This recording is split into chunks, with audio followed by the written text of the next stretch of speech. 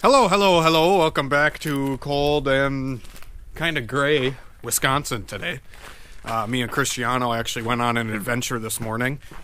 First time I got up before like 10 o'clock in a long time.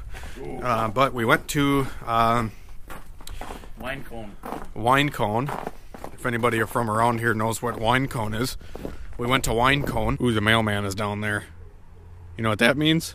Should we go jump him? So anyways, we actually did a thing. And stuff. I should wait till 10,000 subscribers to show you guys, right? Yeah. All right. So see you later.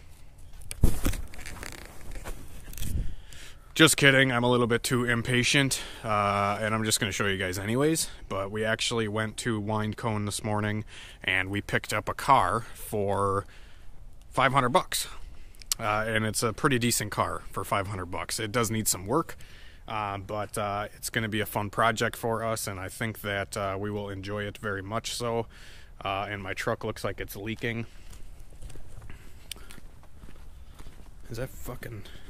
What is that? No, it's just water. It's just water. We're good. We're good. That little puddle right there, I was a little worried for the old yee mobile right here.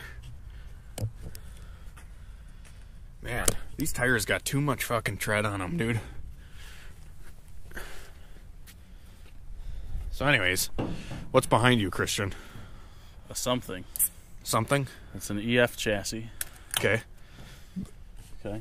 I like old Hondas. Yeah. It's front wheel drive. Okay, it's not all-wheel drive. No. Hondas are front-wheel drive. It's a D series. It is a D series. Yeah. It's like a Z6, but not a Z6. Okay. Okay, so here it is. This is my... I don't even know what year it is. What year is this damn thing? 1990? Either a 90 or like an 89 or something like that. Hi there. Ooh, that's my package. No, it's not. Dang it. Oh, yes, that would totally be mine. I don't know. I think it's a... Well, here. Oh, you got a Haynes manual with it? Yes, I did. Sweet. Fucked up. Yep. Okay, hello. Welcome back. We are working on the Honda today, and I skipped ahead about 5,000 steps, and the motor is pretty much back together, and guess what? It's still got low compression. And it's coming back apart. And it's coming right back apart. So we just pulled... Okay, backtrack. Had a guy send me piston rings. Thank you very much. Trey, thank you so much for sending me these piston rings. I actually went through and I gapped them kind of tight just to make sure that the ring gap wasn't being a compression issue or any of this stuff wasn't being an issue, because clearly this thing had really low compression before we tore it back down and found out that the pistons and rods were, well, they looked just fucking fine when I pulled them back out. Everybody was telling me do a damn leak down test. And I did not do a leak down test because this cylinder head, this is a B16 cylinder head that came off of my B20 VTEC. And as you guys know, I pulled the B20 VTEC apart while it was running. And the only reason I pulled it apart is because it had low oil pressure and it spun a main bearing. So the head was fine when I pulled it off. So I took it to the machine shop. He resurfaced it for me, and then I just threw it right back on this GSR bottom end. So I literally did a compression test real quick, just threw the head on, torqued it, and we did a compression test, and it's like 30 fucking PSI, 50 PSI. It's like lower than it was before. Yeah. No offense, Trey. Thank you very much for sending me these piston rings. And I think it's a good idea to have them in here, but I bet you those damn rings were just fine. Yeah. So, anywho, we got an issue at hand. So I hooked up my compression tester just to my compressed air right here, and this damn thing is pouring out of the exhaust ports. Every single cylinder is leaking out of the exhaust valve, so we have to pull the head back out and check and see, you know, obviously the valves are bent or something is wrong, because Oh, dude, I'm fucking pissed because I wish I would have done this earlier. But I'm thinking maybe that these pistons hit the valves because I've cut this head down quite a few times. I've had this head resurfaced like 4 or 5 times now. And with these high compression pistons, the head might be cut just enough to be able to have the piston hit the valve. And it hit the exhaust valve. Or maybe the pistons are installed backwards. I highly doubt it. But the bigger, on these pistons, they have like a valve relief that's a little bit bigger. And it's got a cutout on the one side, which is typically for the intake side. So that's how I put them in. That's how I would always put them in. I don't see an issue with that. But anywho, so we put this thing together. Yeah, so we're going to pull the head back off real quick. I'm just going to impact the fucking studs right back off. And we'll pull the head off and check out the valves quick and see what the hell really is wrong. Because even with the leak down test, there was absolutely nothing coming out of the oil system. So there's nothing actually getting into the oil pan. Compressed air, none is getting into the oil pan. Even on this messed up cylinder over here, nothing is going into the oil pan. So I'm pretty sure that the rings are just fine, especially now that they're new. But I really am kind of mad because these old reused junk ass rings would have worked. I know it. They would have been fine. It wasn't piston rings. It was not piston rings. It wasn't. But we're learning a lot here, guys. We are learning a lot. So anyways, I'm going to quit fucking bitching and jabbering and gibbering. And we're going to pull the cylinder head back off quick, and then I'll get back with you guys and let you know any updates. Yeah, put this in the video. Why not? What are we doing? Want to turn the radio off before we get demonetized? Oh! Doors down. That's a Want to kick the heater?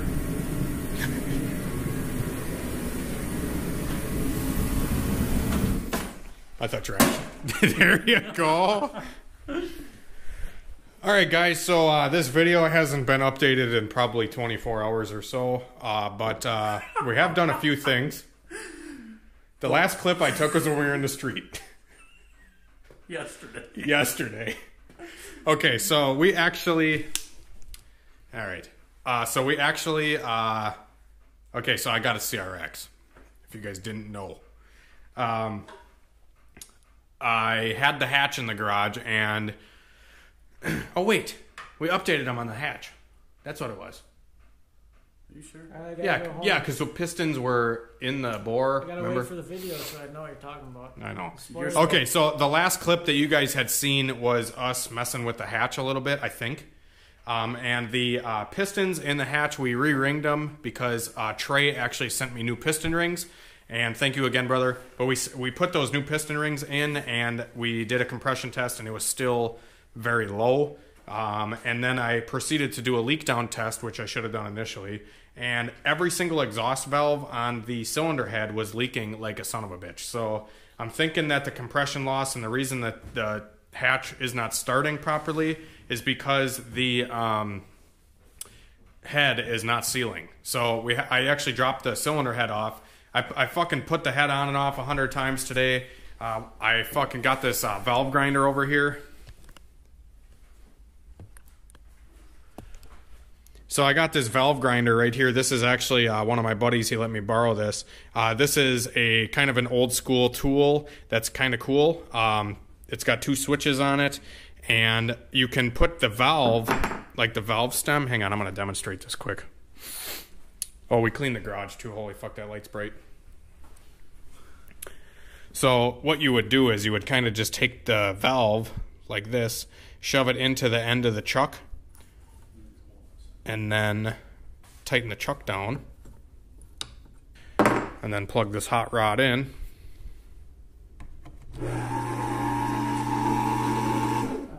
Okay, so when you turn the switch on, obviously this chunk right here is going to spin the valve, which you can actually check to see if the valve is bent. And if the valve is bent, you will be able to actually see it while it's in the chuck on this valve grinding tool. So it's spinning here, and then we'll turn the grinder on. And now we can actually take the whole setup here and bring it in. Alright, so we'll walk the grinder into the valve now.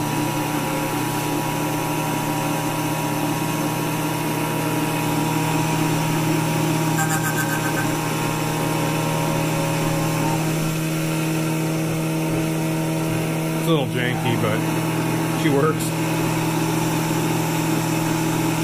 So you want to kind of just walk the grinder slowly into this thing.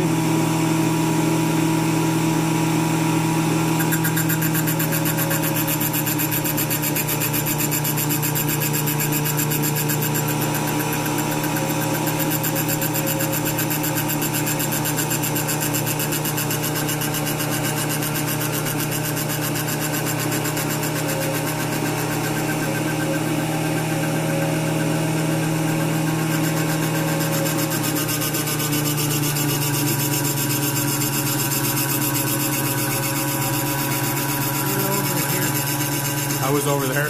Sorry, camera.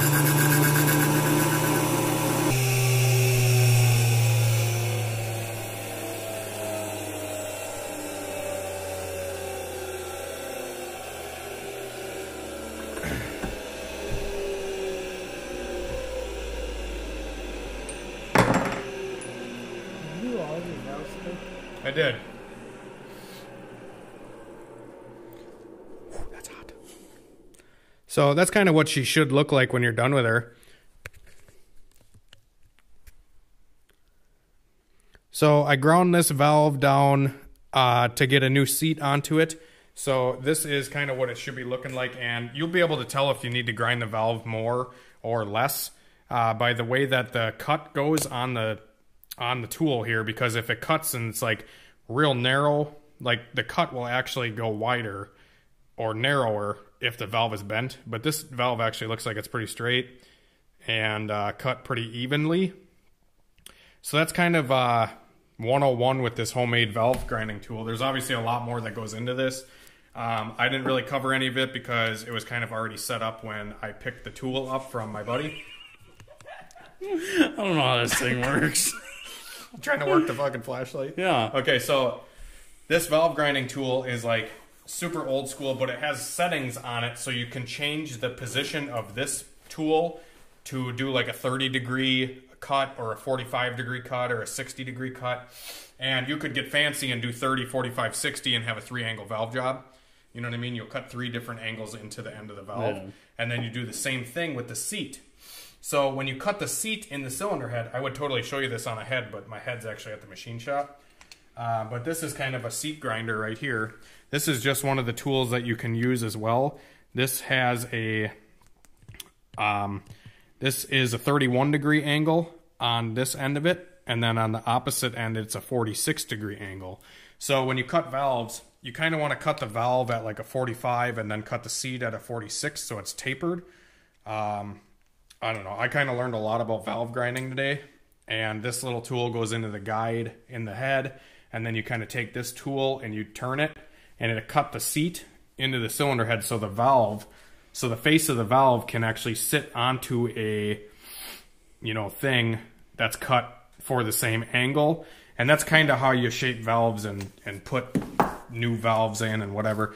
What I did is I actually did, I just took some lapping compound, some valve lapping compound, and I took that and I took a vacuum hose on the end of the valve stem, and then I put the rest of the vacuum line into the drill, and then I put lapping compound on the end of the valve, and then I kind of just ran the drill up and down. A lot of people on Facebook actually gave me that recommendation yesterday.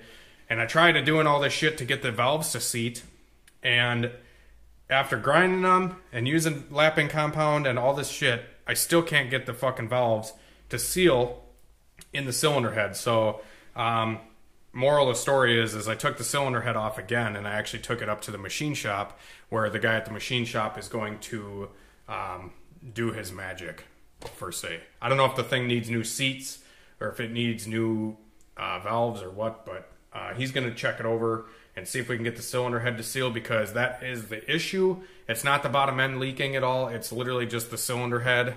The exhaust valves clearly just aren't sealing good enough to make any compression. Because if you got a fucking hole in the valve, it's literally just going to pump the compression right out of the cylinder head and pump all the brake cleaner and fuel right into the exhaust manifold, how it has been doing, you know. So that makes sense. I'm going to be waiting on the cylinder head to get back from the machine shop. I don't know how long it's going to take. But in the meantime, we're going to be working on the CRX a little bit. And this is the CRX that me and Christian went to pick up yesterday. It's clearly not the prettiest thing in the world, but it's also not the worst. I bet you it looks really good on camera, though. Okay, well, this is the thing about this car, guys. This car... God damn it. You want SOS? We got that. Okay, so this car, we went and picked it up from a kid. I actually went to AutoZone to go buy some parts. And when I went to AutoZone to go buy some parts one day, this kid's like, hey, I have a CRX I'm trying to sell. And it ended up, you know, becoming mine in the process because he actually told me that it was a project that was a little bit over his head. And he pretty much just sold it to me for $500 because it's got some issues. So I got this car for $500. I think it's a pretty good deal. Screaming deal. I think it, honestly though, it's a pretty decent car for $500. Oh, yeah. It does have issues clearly that we're going to be addressing, and one of them is some wiring. So it has a battery relocation in the back, and when you hook the battery up to try to turn the key, the tack goes straight up, which indicates that there's a wire not hooked up right or something. And there's a lot of butt connectors and splice connectors into this harness. So what I ended up doing already is I pulled the engine harness out of this thing. So this is the harness that came out of here. It has like a positive wire that's coming off of the resistor box area, which is kind of weird. It had this wideband sensor. It looks like a wideband, at least, doesn't it?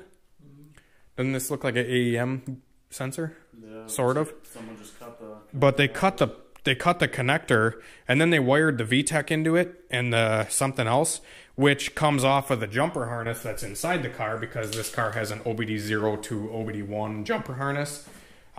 So that kind of makes sense, but I don't like running stuff off of the jumper. I just like running it my own way personally. I'd rather just redo all the wiring instead of trying to fix somebody else's ideas and what they had planned to do with this thing. But anyways, this is the harness that came out of here. This is some butt connectors that are coming to... I don't even know what this sensor would be, but there's two of them. There's three like plugs. So I think one of them might be oil pressure and the other two are coolant temp. So I think that one would go on the back of the block, or these three would go on the back of the block, because OBD0 cars. So OBD0 cars, if you guys didn't know, they actually have a coolant temp sensor or a fan switch. It's not a coolant temp sensor, it's a fan switch. So the fan switch normally on like an OBD1 car or a B series or whatever is on the thermostat housing, but on OBD0 stuff, it's actually on the back of the block, and they have a sensor with two pins, which look like, you know, these connectors here. So these connectors here are going to go into the back of the block, and then walking down the harness, we got a valve cover gasket. Walking down the harness? Valve right. Cover gasket? And then we got... I guess really this harness isn't that bad. So we got grounds for the thermostat housing right here. And then we got TPS sensor right here, which was plugged into the map. This was actually plugged into the map sensor, not the TPS. So the map sensor on this car, which I think this guy didn't know, is actually integrated into the chassis harness, which is right here. So I'll have to just use that plug right here off the chassis harness to go to the map.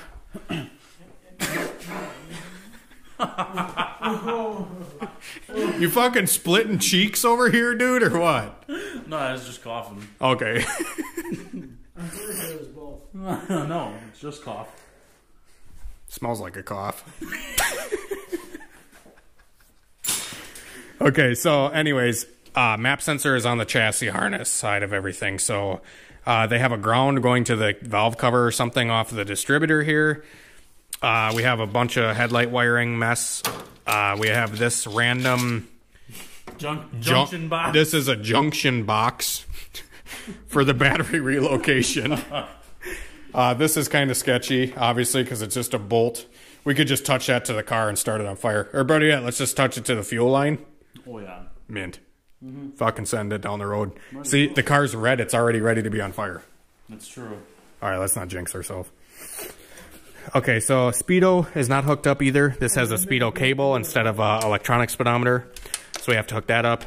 There is no starter signal, I don't think. They had these two wires kind of plugged into something. This is for the reverse lights.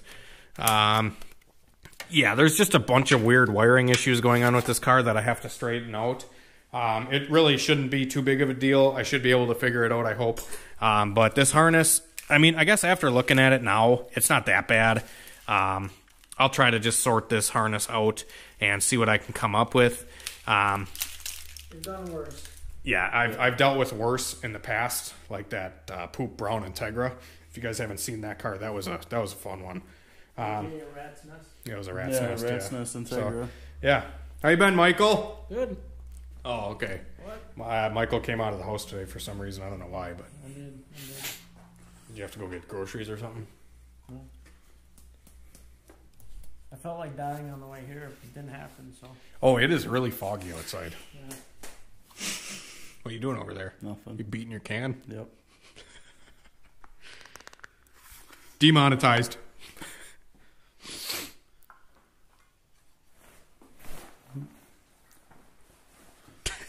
There's Outlaw. There's a video of Brett Favre at a high school. He's a high school football coach after he retired and everything. You know, Brett Favre was addicted to opiates. I would assume so. He's a football player. No, he literally took like 40 a day or something. I remember watching it. Okay, anyways, what? But so he would like, oh no, No. oh no, it's whatever. But he literally takes his can, sticks his tongue in, grabs a dip, nothing. Doesn't use his hands at all. It's pretty cool. Nice. It's pretty neat. I don't chaw tobacco, but if I did. Okay, so anyways, this is the car. This is the whole setup here. This has some pretty retro, awesome fucking headlights with the headlight eyeliner. We got some eyebrows on our headlights here, so that's pretty neat. These headlights actually don't look too bad on this car.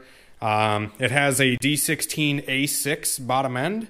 From what I can see, the block is an A6 and the head is a Y8 or a Z6. So we have to get this thing running. Obviously, I bought it on not running. And I don't know why they put a Z6 head on the A6 bottom end. That's kind of stupid if you ask me, because the A6 head is actually better than the Z6 head on an A6 bottom end. The A6s actually make pretty good power for a single cam. But anyways, so yeah, this thing's got some retro awesome snow tires. It has a body kit. So the body kit is actually kind of cool. I don't mind the kit that's on this thing because it's not too ricey and it's not too gaudy, I would say. You can't really do anything about it. And I can't really do anything about it because the front fender is also tied into the side skirt, the rear fender, and the rear bumper. On both sides. So it's not like... So yeah, the rear bumper is molded into the car, which is kind of cool. I kind of dig it, actually. So here is CRX. It's an SI model, so that's super cool. It's already got the big spindles for B-Series stuff. This is a used battery that is in here, so that's pretty sweet. Yeah. But the car itself is actually fairly clean. They did do some body work on it, clearly, but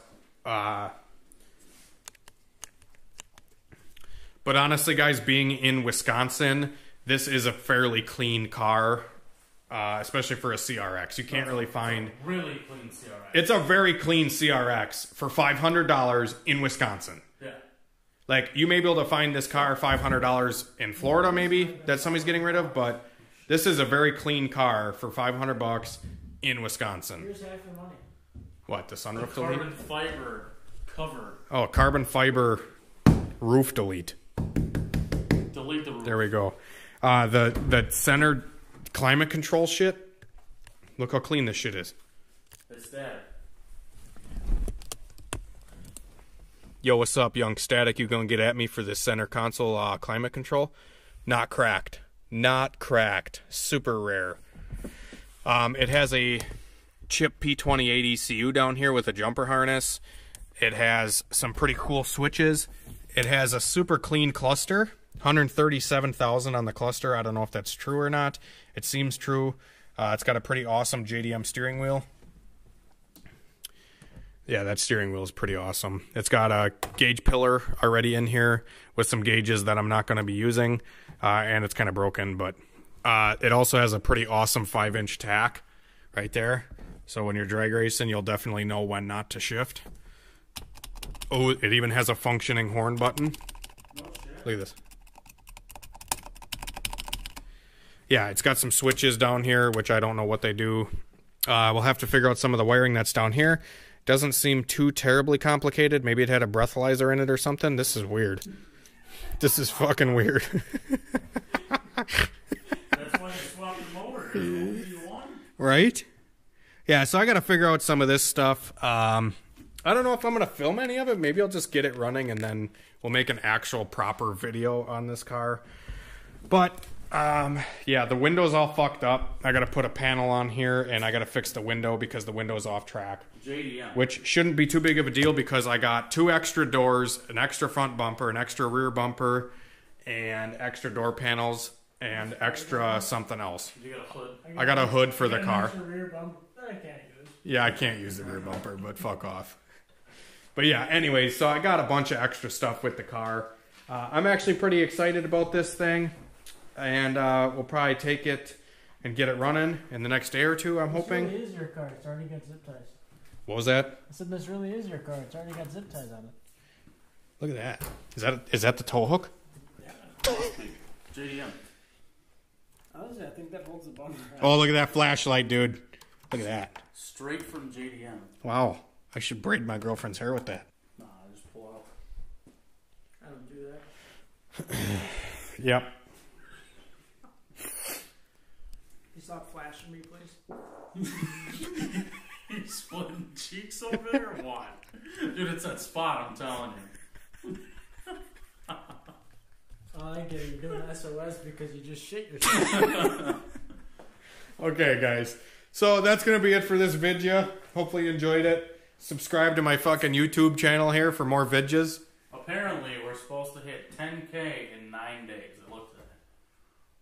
Who the fuck calculates that? Social Blade. Social Blade. Oh.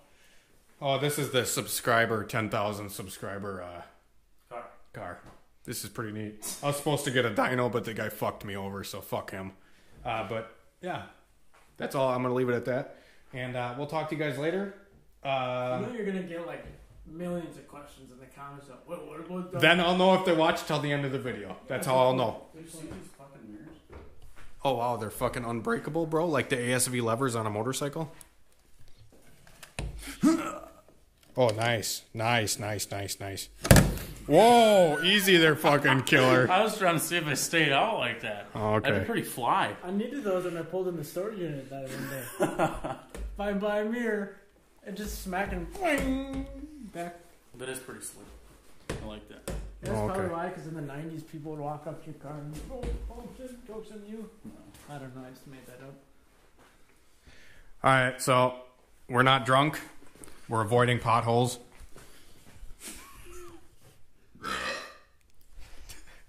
Not drunk. I might be. But okay, so You watch Daily Driven Exotics? no. I gotta end this video. It's way too fucking long. Thanks for watching this video. If you enjoyed it, subscribe to the fucking YouTube channel of Hunter Toon so we can hit 10,000. Then once we hit 10,000, I'll give a fuck. We'll do it But next day. Ladies, DM me if there's any that watch at all. okay. Hey, you haven't talked to Amber lately? God damn it! I gotta delete that. I'm gonna accidentally leave it in there. Watch. Okay, anyways, thanks guys for watching, and back.